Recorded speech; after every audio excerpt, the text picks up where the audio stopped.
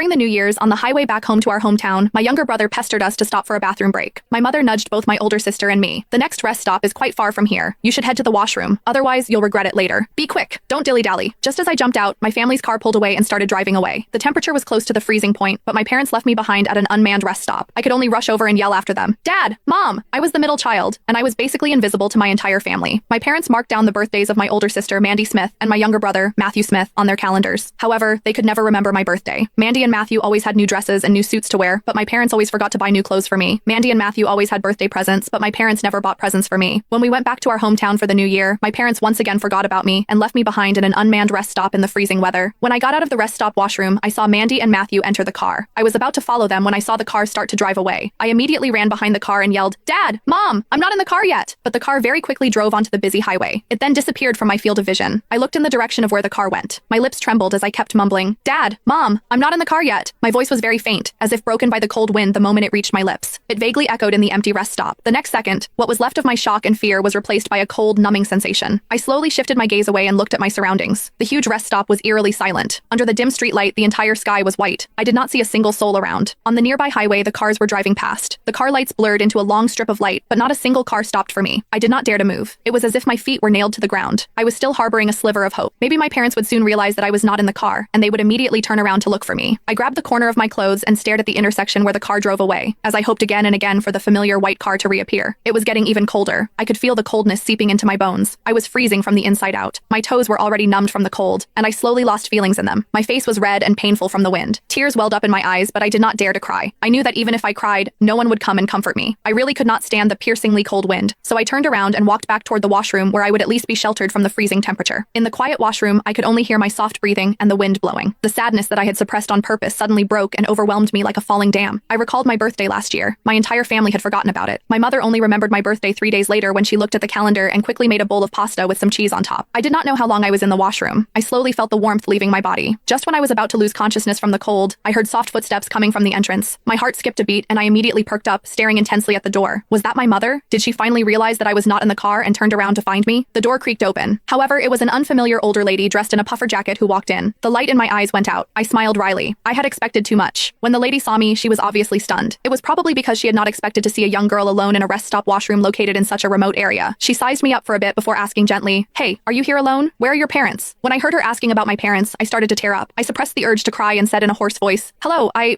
was forgotten by my parents.